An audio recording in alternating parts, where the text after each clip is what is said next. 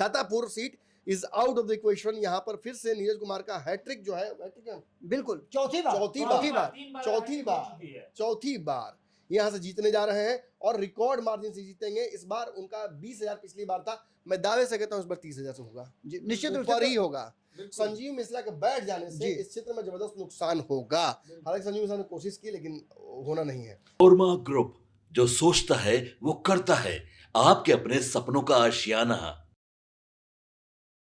तो क्या चले फिर सर सुपौल? बिल्कुल चलिए, गाड़ी घुमा लीजिए। तो चलिए गाड़ी घुमाते हैं और सुपौल में फिर से हम लोग एक बार एंटर करते हैं। आपको बता दें कि सुपौल में टोटल 5 विधानसभा सीट जो है वो मौजूद है, और बात करें 5 विधानसभा सीट की तो दबदबा बस एनडीए का है। लेकिन क्या महागठबंधन इस बार असर दिखाएगा? चलिए बाबा और नमन सर से जानते हैं, क्या लगता है बाबा इस बार आपको? देखिए, एक सीट पर कहीं ना कहीं मामला गड़बड़ा रहा था, छातापुर की सीट पर, जहां चुनाव से पहले ऐसा लग रहा था, नमन जी आपको भी लग रहा होगा कि वीआईपी को अगर सीट मिल जाता है। बहुत ईमानदारी से कहता हूं, अगर वहां से संजीव मिश्रा चुनाव लड़ते वीआईपी के सिंबल पर, जिसकी तैयारी थी, जिसको गो अहेड तेजस्वी ने भी दे दिया था, अंतिम मौके पर तेजस्वी यादव ने धोखा किया है।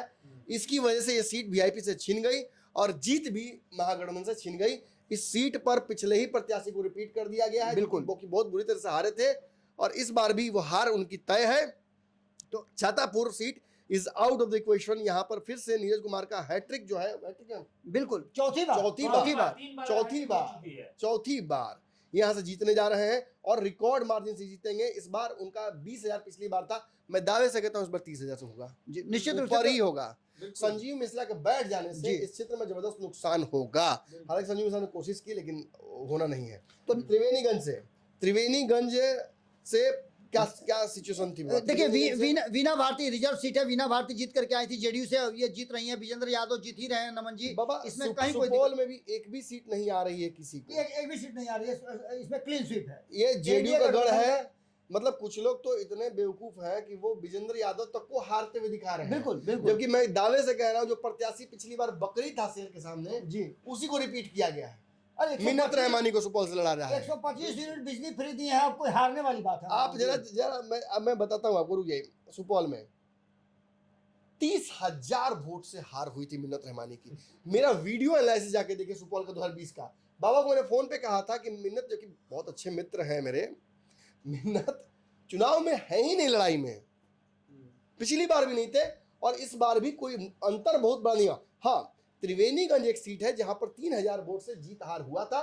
तो त्रिवेणीगंज अगर अच्छा समीकरण बैठा है, वो बाबा बताएंगे कि अगर कुछ हुआ है, निश्चित रूप से थोड़ा सा यहाँ पे एक सीट आरजेडी को मिल सकती है, अदरवाइज मुश्किल है। देखिए, त्रिवेणीगंज में एक और अच्छी बात, समीकरण बदली गई है। त्रिवेणीगंज में मुझे लगता है उतारा गया है बाबा बैजनाथ महतो को। जी नहीं, त्रिवेणीगंज में बैजनाथ महतो को, ये रिजर्व सीट है नमन जी। यहाँ वीना भारती हैं जो जीत करके जदयू से आई थी, उनको बदला गया है। सोनम रानी सरदार को यहाँ उतारा गया है और संतोष सरदार आरजेडी से हैं। ये पूरा का पूरा निर्मली से उनको उतारा गया है और ये पूरा का पूरा समीकरण जो है वो कहीं ना कहीं बदलने की कोशिश नीतीश कुमार ने की है। बड़ी तो अगर हम कहें बाबा कि निर्मली और त्रिवेणीगंज में थोड़ा सा समीकरण महागठबंधन के पक्ष में, नहीं बाकी किसी में लड़ाई नहीं, कहीं नजर नहीं आ रहा है नमन जी। हम मुझे तो क्लीन स्वीप नजर आ रहा है। थोड़ा सा था भी त्रिवेणीगंज में, तो उम्मीदवार बदल करके उसको पूरा कर लिया। 5 में 5 नजर आ रहा है। मैं मानता हूं कि एक सीट त्रिवेणी और निर्मली में से शायद एक सीट जी महागठबंधन गेम खेल जाए। चलिए, तो हम चाहते हैं कि अब, हालांकि देखिए मैं बोलता हूं निर्मली में भी 50,000 वोट से जीत हुई थी, तो it's highly unlikely, but again दिल के खुश रख रहे हो, गाली का ख्याल अच्छा है। अरे कुछ तो कहेंगे तब न लगेगा सब। यादव जी लोग डंडा ले खड़ा हो जाएंगे, नमन मिश्रा बोल दिया इसलिए गड़बड़ा गया। कुछ तो जानो बचाने के लिए बोलना पड़ता है। अब क्या बोल गए हम लोग कहेंगे, अब तो चिड़िया चुग गई, खेत वाली बात है। अब तो हमारा खेत चुकी, तेजस्वी यादव की खेत चुकी है, वो समझस। अब रात भर लाठी में तेल पिला करके पहरा दिया जाए। हाँ, तो कबूतर लटका से फुर्सत में तब न लाठी दिया। आपके सपनों को हमने सजाया है, ई होम्स पैनोरामा को हमने बनाया है। ई होम्स मेरा एक सपना था जिसपे मैं पिछले 4 साल से काम कर रहा था। हमने जो बनाया है वो सबने है माना। ई होम्स पैनोरामा में हो आपका भी आशियाना। और फाइनली हमने 2021 में इस प्रोजेक्ट को लॉन्च किया। बहुत लोग अप्रिशिएट कर रहे हैं कि पूर्णिया जैसे शहर में, बिहार के, एक तो बिहार की बात करें उसमें भी पूर्णिया जैसे छोटे जगह में इस तरह का लाइफस्टाइल देना, ये सुन के हम लोगों को बहुत अच्छा लगता है। ई होम्स में हमने कुछ और भी किया है, जैसे हम जिस जगह में रह रहे हैं हमारे फैमिली सिक्योर हो, उनको सिक्योरिटी का ध्यान में रखा है। आपकी सुविधा और सुरक्षा आपके लिए खास है, ये आपका विश्वास है। इसमें आर्टिफिशियल इंटेलिजेंस का 7 लेयर सिक्योरिटी का हमने इस्तेमाल किया है। लस ग्रीन कैंपस को बनाया है। यदि हमारा बाउंड्री वाल है तो वो वर्टिकल गार्डन है।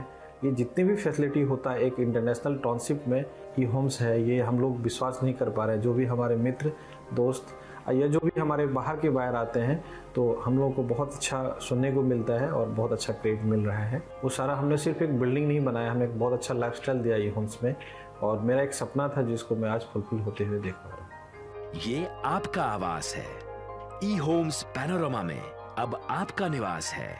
E Homes Panorama, luxurious lifestyle redefined.